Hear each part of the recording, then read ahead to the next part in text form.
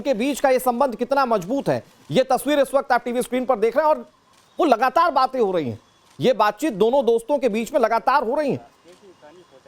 अंदर जाकर इनफॉर्मल या फॉर्मल दोनों तरह की बातचीत हो सकती है, लेकिन प्रधानमंत्री नरेंद्र मोदी जैसे ही पिक करने आए, जैसे ही आगवानी के लिए आए, दोनों ने फर्म तरीके से हाथ मिलाए। वो फोटो सेशन हुआ, बड़ा नॉर्मल सा बॉडी अंदाज दिखा, बॉडी लैंग्वेज दिखा, और फिर उसके बाद आप देखिए हैदराबाद हाउस में ये दोनों दोस्त प्रधानमंत्री नरेंद्र मोदी, व्लादिमीर पुतिन दाखिल होते हुए, और यहां पर जब दोनों साथ बैठेंगे कई मुद्दों पर बात होगी। भारत और रूस किन डील्स में एक दूसरे को कोऑर्डिनेट करेंगे, इस पर बातचीत होगी। कैसे दोनों देशों के संबंध आने वाले वक्त में रहेंगे, इस पर बहुत सारी चर्चाएं हो सकती हैं। क्या मैसेज देना है, इस मुलाकात पर सबकी निगाहें टिकी हुई थी। मतलब अगर व्लादिमीर पुतिन के पूरे इस दौरे को अगर आप मुख्यतः देखेंगे तो इसी पल का इंतजार तो किया जा रहा था। इनफॉर्मल टॉक्स हो गई, अब फॉर्मल टॉक्स की बारी है, और इसके लिए हैदराबाद हाउस में व्लादिमीर पुतिन पहुंच चुके हैं। प्रधानमंत्री नरेंद्र मोदी ने रिसीव किया और उसके बाद अब बातचीत और चर्चाओं का सिलसिला शुरू होगा। मैं आपको दर्शकों ये बताना चाहता हूं कि हैदराबाद हाउस में जो पुतिन के साथ दूसरे डेलीगेट्स आए हैं, उनके समकक्ष भारतीय भी बातचीत लगातार यहां करेंगे। किन सौदों पर बात होगी, किन डिप्लोमेसीज पर बात होगी, ये सारी चीजें रूपरेखा के तौर पर तैयार होंगी और अब उसका सिलसिला शुरू होने वाला है। और हो सकता है संभवतः यहीं से आपको हैदराबाद हाउस से ही वो तस्वीरें दिखें जब साझा बयान जो है वो यहां से जारी किया जाए। और अब आपको लेमोजिन स्टूडियो लिए चलते हैं। हमारी सहयोगी श्वेता श्रीवास्तव वहां से आपको इन तमाम तस्वीरों के बारे में बताएंगी। Over to you Shweta. शुक्रिया अनुराग। तो लिमोजिन स्टूडियो से खासतौर पर आज हम ये बड़ी कवरेज कर रहे हैं खास मेहमानों के साथ, डिफेंस एक्सपर्ट्स के साथ, राजनीतिक विश्लेषकों के साथ। और क्योंकि जो तस्वीरें हैं वो बहुत इंपॉर्टेंट, अनुराग भी आपको दिखा रहे थे, वो अब सामने आ रही हैं हैदराबाद हाउस से। प्रधानमंत्री नरेंद्र मोदी और साथ ही व्लादिमीर पुतिन एक साथ मौजूद हैदराबाद हाउस में। ये तस्वीरें बहुत कुछ कहती हैं और ये तस्वीरें बहुत बड़ा संदेश भी देती हैं। ये संदेश ये भी देती है कि नेशनल इंटरेस्ट से बढ़कर कुछ नहीं है। हम जो भी डिसीजन लेते हैं वो हम किसी के दबाव पर नहीं लेते, हम अपने इंटरेस्ट के, अपने नेशनल इंटरेस्ट के हिसाब से लेते हैं। और ये देखिए, दो दमदार शख्सियत एक साथ कदम से कदम मिलाकर, कंधे से कंधा मिलाकर के जब आगे बढ़ते हैं तो ऐसी ही दमदार तस्वीरें सामने आती हैं। जरा इन तस्वीरों को देखिए। और अवधेश जी, मुझे लगता है कि ये तस्वीरें भी बहुत कुछ कहने, बहुत कुछ समझाने के लिए काफी हैं, जो इस वक्त हम देख रहे हैं टेलीविजन स्क्रीन पर। नहीं, इसका तो पूरे विश्व में संदेश है।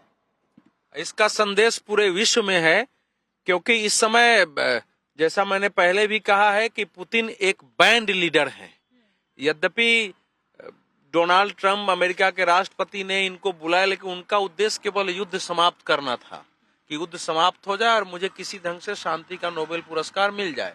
तो इसलिए उन्होंने बहुत मनाया और नहीं हुआ। उसके बाद से उनके तेवर है। रूस एक बैंड नेशन है, उसकी कंपनियां बैंड हैं।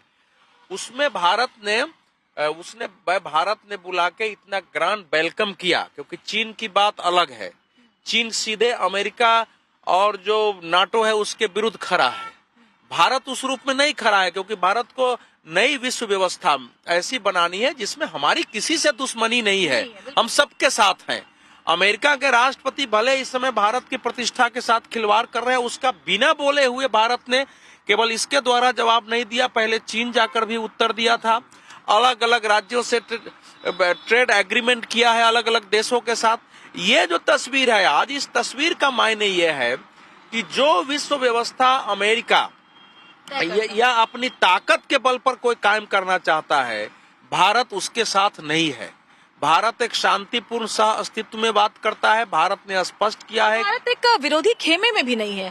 भारत का जो अप्रोच है वो बहुत बैलेंस, जैसा नहीं कि चीन और रशिया अगर अमेरिका विरोधी खेमे का हिस्सा है तो भारत भी उस खेमे का हिस्सा नहीं है, ऐसा नहीं है। भारत का अप्रोच हमेशा से बहुत बैलेंस रहा है। भाई, हम रूस के बहुत गहरे मित्र हैं, तो हम अमेरिका भी हमारे लिए जरूरी है। नहीं, अमेरिका के साथ हमारा बहुत मल्टी डायमेंशनल रिश्ते हैं। उनके साथ स्ट्रेटेजिक हमारा पूरा रिलेशनशिप सन 2000 से बना है। रूस के साथ हमारे व्यापारिक रिश्ते केवल 2 क्षेत्र तक सीमित हैं, वो है डिफेंस और एनर्जी, रक्षा और ऊर्जा। अमेरिका के साथ हर क्षेत्र में अभी जो लॉजिस्टिक एग्रीमेंट जो आज होगा, जो 25 समझौते हैं उसमें एक शामिल है, तो लॉजिस्टिक कोऑपरेशन एग्रीमेंट अमेरिका के साथ डोनाल्ड ट्रंप के शासन में 2016 में भारत का हो चुका है कि हम उनके संस्थानों का उनका उपयोग कर सकते हैं, वहां से तेल भर सकेंगे, प्रस्थान करेंगे, वो हम इनके साथ भी। लेकिन इस समय इसके साथ करना उस पूरी व्यवस्था को एक प्रकार से बिना कहे हुए चुनौती है, क्योंकि हाँ, ये केवल व्यवस्था आपके अनुसार नहीं होनी चाहिए दुनिया में। रूस जो है, रूस ने अगर अटैक किया है तो रूस से बातचीत करके उसका समाधान निकाला जाए, क्योंकि अगर सोवियत संघ टूटा था, 10 राज्य अलग अलग हुए थे, उसमें कुछ समझौते हुए थे, उनके भी कॉमनवेल्थ बने थे। अगर यूरोप चाहता है कि वहां तक हम अपने नाटो का विस्तार करें, सैन्य अड्डे बना दें, तो उसका विरोध होता है बिल्कुल। और उसके आधार पर चीजें हो रही है। लेकिन भारत उसमें सैन्यकरण के पक्ष में नहीं है, लेकिन भारत अपनी सुरक्षा की दृष्टि से, अपनी ऊर्जा सुरक्षा, व्यापार की दृष्टि से अभी एग्रीमेंट होगा तो देखते हैं। बिल्कुल। और आज अभी हैदराबाद हाउस में अब थोड़ी देर में वो बायलैटरल टॉक्स शुरू होंगी। तस्वीरें देखिए, बहुत ही अच्छी तस्वीरें इस वक्त सामने आ रही हैं और वाकई इन तस्वीरों को देखकर मैं यही बोलूंगी कि एक बार फिर से पूरी दुनिया ये तस्वीरें देख रही है और ये बात को समझ रही है कि प्रधानमंत्री नरेंद्र मोदी का जो कद है अंतर्राष्ट्रीय स्तर पर, वो किसी के आगे समझौता करने वाला नहीं है। हमारे लिए जो बेहतर होगा हम वो करेंगे। और सबसे बड़ी बात है कि जो अभी बायलैटरल टॉक्स होने वाली है हैदराबाद हाउस में अवधेश जी, उसमें वहां के तमाम मिनिस्टर्स का आना, वहां के सेंट्रल बैंक के हेड का आना, ये सब बताता है कि आज की जो बैठक है, आज का जो ये समिट है, ये बहुत कुछ हिंदुस्तान के लिए भी देकर जाएगा और रशिया के लिए भी देकर जाएगा। नहीं, वहां से चलने के पहले राष्ट्रपति व्लादिमीर पुतिन ने एक भाषण दिया था, एक इंटरव्यू दिया था। उसने कहा था कि भाई मैं वहां से भारत जा रहा हूं और भारत के बाद वहां एक आर्थिक क्रांति होगी। आर्थिक क्रांति का अर्थ हुआ कि बिल्कुल जैसे एक राज्य, जैसे भारत में भी एक राज्य दूसरे के साथ व्यापार करता है, उस लेवल का है। जैसे हमारा भीम ऐप है, उनका MIR है, तो हमारा ऐप एक दूसरे से, रुपे कार्ड है, उनका कार्ड है, वो एक दूसरे के देश में चले। एक डॉलर का सिस्टम है, स्विफ्ट। डॉलर की बादशाहत है उसको कम करने का एक नहीं, हमारा उससे नहीं, हमारा उसका कोई विरोध नहीं है। दुनिया के अलग अलग देश विरोध नहीं है, लेकिन विकल्प और हो। अपना देश अलग अलग तय करें कि उनको डॉलर, हमको डॉलर से भी समस्या नहीं। लेकिन भारत और रूस के साथ जितना रूपी रूबल में हो, जितना आपस के बैंक एक दूसरे से जुड़े, वो हम कोशिश कर रहे हैं। इसमें हमको उनको हम चुनौती नहीं दे रहे हैं। बाकी अनेक देश जुड़े हैं, वो कर सकते हैं। हम भी डॉलर से व्यापार करते हैं, लेकिन रूस के साथ ये अगर हो रहा है तो ये एक अच्छी बात है। जो डोनाल्ड ट्रंप साहब कहते हैं कि ये जो पूरा एक G20 है या ब्रिक है, ये सब मिलकर चाहता है कि हम डॉलर को चुनौती दे सकें और डॉलर को समाप्त करें, इसलिए हम उसके विरोधी हैं। तो हम नहीं चाहते हैं कि अमेरिका का डॉलर समाप्त हो, लेकिन अगर दो देशों के बीच अगर आपस के रुपए में, उनके मुद्रा में व्यापार हो सकता है, तो उसको एक कानूनी रूप से अंतर्राष्ट्रीय स्तर पर बाध्य कैसे कर सकते हैं आप? बिल्कुल सही बात है। ये तो आपको ये व्यवस्था ऐसी करनी है कि लोग डॉलर का उपयोग करें। बचा सकता है। इसका एक उत्तम उदाहरण भारत रशिया के संबंध है।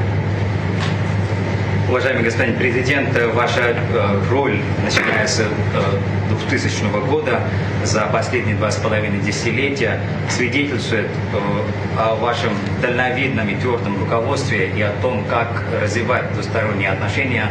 И это хороший пример для других отношений, как индийско-российские отношения развиваются.